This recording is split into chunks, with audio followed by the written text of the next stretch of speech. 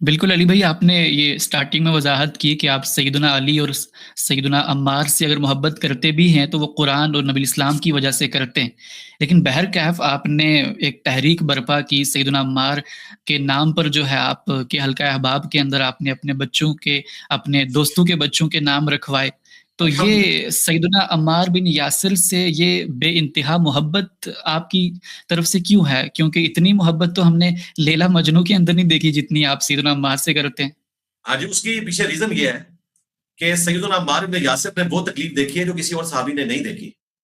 ایک دن میں ان کے ماں باپ ان کی آنکھوں کے سامنے شہید ہوئے ہیں، اتنی بے دردی سے کہ ان کی والدہ کی جو ٹانگیں ہیں وہ دو مختلف اونٹوں سے باندھی گئی اور جسم کے دو ٹکڑے کیے گئے.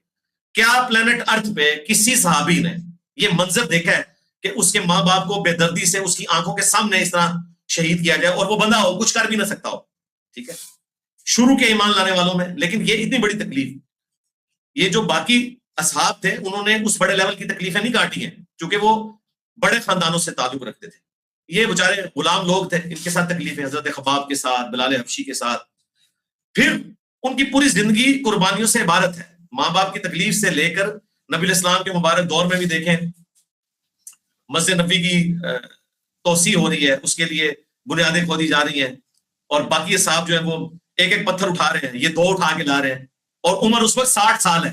60 سال کی عمر میں یہ بندہ 2 پتھر اٹھائے ہوئے ہیں، ٹھیک ہے، اور باقی ایک ایک پتھر اٹھا رہے ہیں. تو اندازہ کریں وہ ایمان کے لیول سے ہے. اور پھر حضور مبارک ہاتھوں سے مٹی جھاڑ رہے ہیں. بخاری کے الفاظ ہیں، عمار تو دین کے لیے خدمت کر رہا ہے لیکن تجھے ایک باغی جماعت قتل کرے گی، تو انہیں اللہ اور جنت کی طرف بلائے گا، وہ جماعت جہنم کی طرف بلائے گی. پھر اس کے بعد حضرت ابوبکر صدیق کے دور میں ان کا قتال دیکھیں.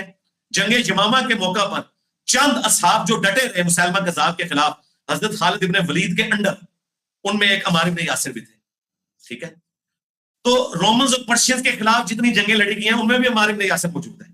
پوری زندگی جنگوں سے عبارت ہے. یار ہمارے تو جو بزرگان دین ہیں 60 سال کی عمر میں اتنی بڑی توندیں بٹھا کے بیٹھ جاتے ہیں مسلوں پہ اور آچم وارے ہوتے ہیں، اور عمار ابن یاسر 60 سال کی عمر میں نہیں 70 سال کی عمر میں وہ بندہ رومنز اور پرشینز کے خلاف تلوار اٹھا رہا ہے. 90 سال کی عمر میں جنگ صفین میں آیا ہوا ہے.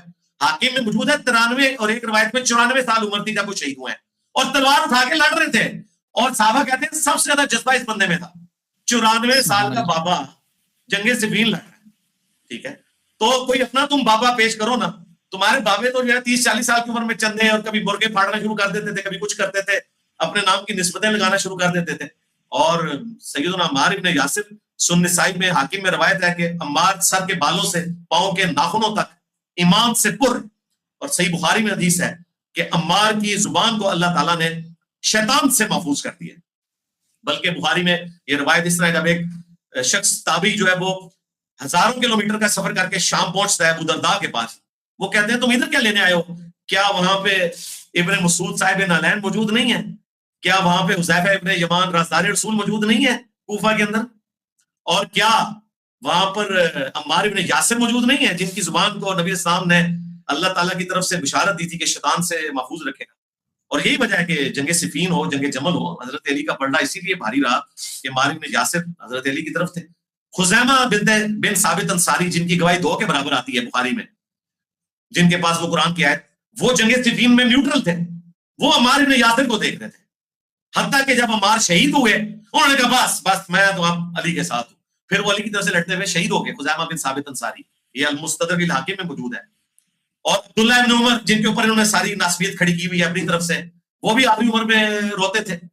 مجموع زوائد میں حاکم میں موجود ہے، کاش میں نے مولا علی کے ساتھ مل کر فیعت الباغیہ کے خلاف جو ہے وہ قتال کیا ہوتا.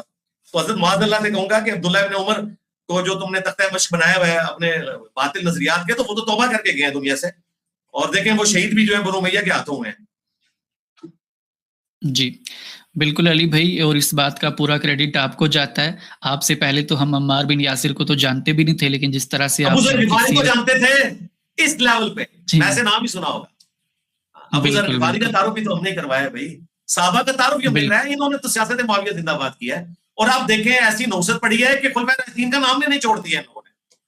یعنی میں آپ کو بتاؤں، ہمارے دنیا میں چھوڑے جانے سے پہلے اہل حدیث کے سارے جلسوں کے اوپر پتہ کیا لکھا ہوتا تھا؟ توحید سیمینار. اب لکھا ہوتا ہے دفاع صحابہ کانفرنس. اب میری وجہ سے نا انہوں نے شروع کر دیا ہے دفاع صحابہ اور اہل بیت. اور وہاں اہل بیت کا ذکر ہی نہیں ہوتا, وہ دفاع معاویہ ہو رہا ہوتا ہے. حالانکہ یہ ترتیب غلط ہے. ترتیب ہونی چاہیے دفاع اہل بیت و صحابہ, کیونکہ اہل بیت صحابی بھی ہیں. اہل بیت پہ ہم سلام عرض کرتے ہیں, درود بھیجتے ہیں. صحابہ کرام پہ ہم اجتہاداً بھیجتے ہیں. مشروع جو ہے وہ اللہم صلی علی محمد وعلی آل محمد ہے.